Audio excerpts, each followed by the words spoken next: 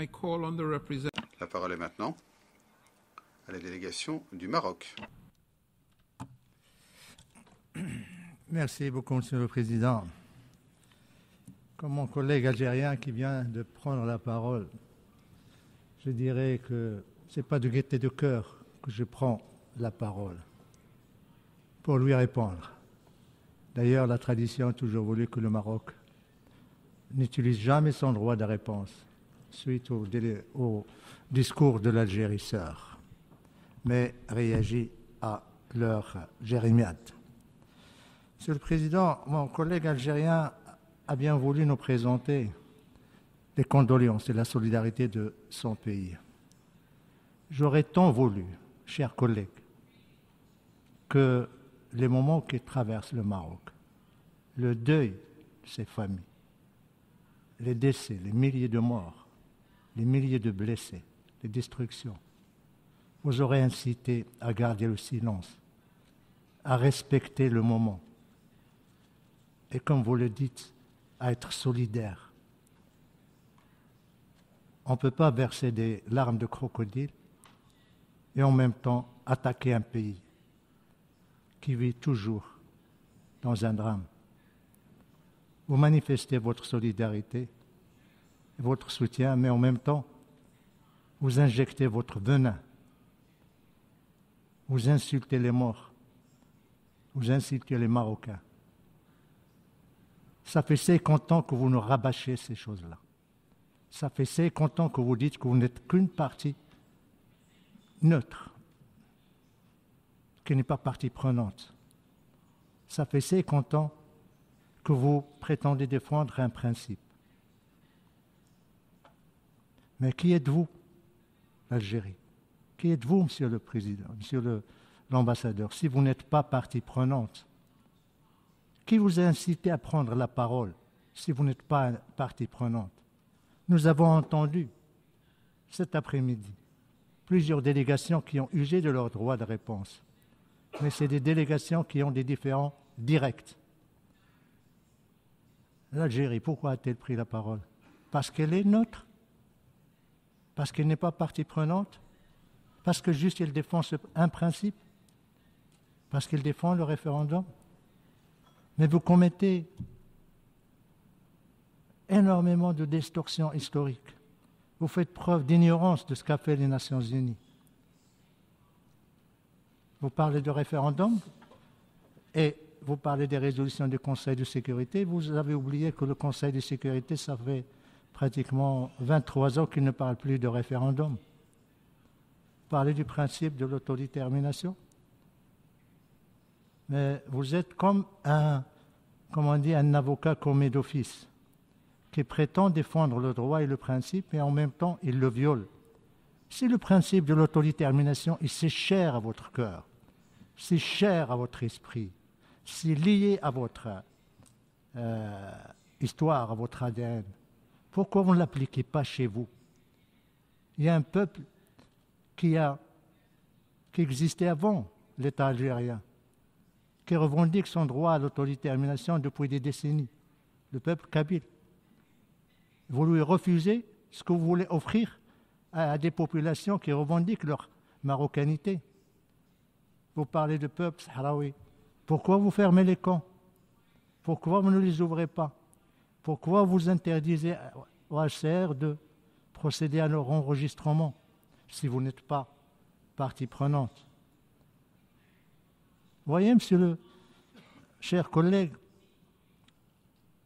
en réagissant, vous faites pratiquement le contraire, parce que toute la salle est en train de se demander pourquoi l'Algérie fait ça, s'il n'est pas partie prenante. Pourquoi l'Algérie envoie une note au secrétaire général pour dénoncer une résolution? Aucun pays, membre des Nations Unies, n'a envoyé de résolution sur la question du Sahara pour dénoncer les résolutions.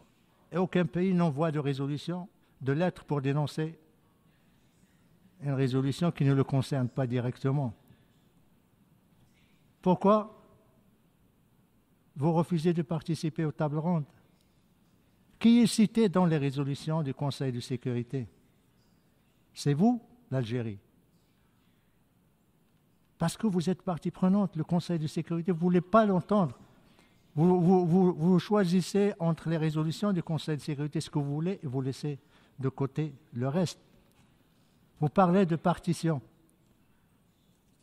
J'ai ici une lettre de votre ancien collègue, M. Bali, 2002, 22 juillet, où il dit « L'Algérie demeure disposée à examiner la proposition concernant une possible partition du territoire du Sahara entre le peuple sahraoui et le Royaume du Maroc. » La réponse du Maroc a été le même jour, cinglante. « No, jamais de partition avec qui que ce soit.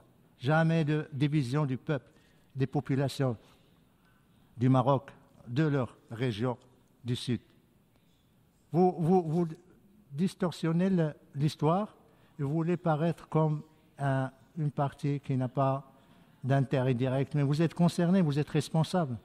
Si le problème du Sahara continue 50 ans après, c'est à cause de vous. Et vous continuez toujours à prétendre que vous n'êtes rien, vous n'êtes pas responsable, vous n'avez rien à faire. C'est les Nations Unies. Mais les Nations Unies vous disent, venez aux tables rondes. Pourquoi vous ne venez pas? Les Nations Unies adoptent des résolutions, vous les rejetez.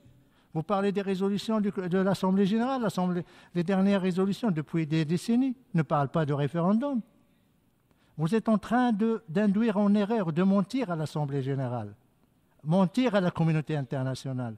Comme vous avez menti à ces populations que vous avez transportées par la force dans les camps de Tindouf pour leur miroiter l'indépendance, une indépendance chimérique, pour créer une entité fantoche qui ne dépend que de vos services de renseignement.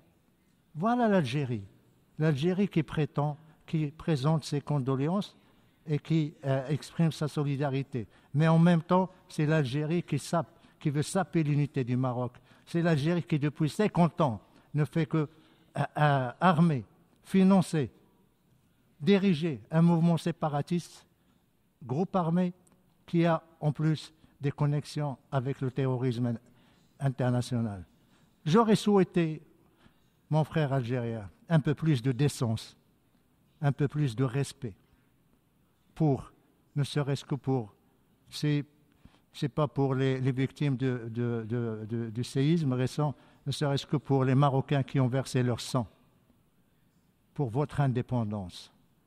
Mais vous avez la mémoire courte. Nous le comprenons parce que il n'y a pas de principe chez vous.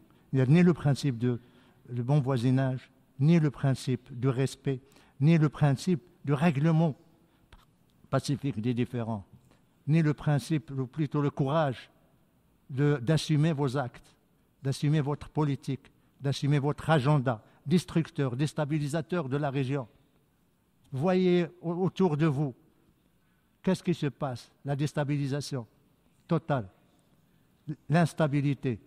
La seule frontière qui est stable, c'est le Maroc. Le seul pays qui est stable, c'est le Maroc. Les villes dont vous parlez, nous avons la prétention de dire que le Sahara est un paradis. Oui, un paradis meilleur que les villes en Algérie, où les gens font la queue pour le blé, pour les bananes, pour le lait, pour la farine. Voilà l'Algérie qui dépense des milliards de dollars pour armer un groupe séparatiste, mais qui affame son peuple. Lisez le rapport de l'envoyé de l'expert spécial sur la liberté de rassemblement qui vient de publier son rapport il y a une semaine après sa visite en Algérie, où il décrit la limitation de liberté de mouvement, les emprisonnements, les accusations fallacieuses contre les militants du Hirak. Voilà l'Algérie, voilà la liberté dont vous parlez, voilà l'autodétermination que vous voulez. Laissez votre propre peuple s'autodéterminer avant de revendiquer l'autodétermination aux autres. Quant au Maroc, le Maroc il est dans son Sahara, il le restera jusqu'à la fin des temps. Regardez le Sahara, le progrès et le développement du Sahara. Nous construisons, nous consolidons l'état de droit, nous permettons à tous les Sahraouis, même ceux qui étaient chez vous, maintenant ils gèrent des régions. Les ex du Polisario gèrent des régions, participent à l'exploitation des ressources, à l'état de droit, à la vie politique, économique, culturelle de la région. J'espère, chers collègues, que la prochaine fois, quand vous allez ouvrir votre bouche pour parler du Maroc, vous réfléchissez avant, à 2 reprises, parce que vous avez tout simplement hypothéqué l'avenir du Maghreb depuis 50 ans. Je vais demander aux représentants du Maroc de bien vouloir conclure. Merci, j'ai terminé. J'aurais pu rester 1 heure ou 2 encore, mais je m'arrête là. Merci, Monsieur le Président.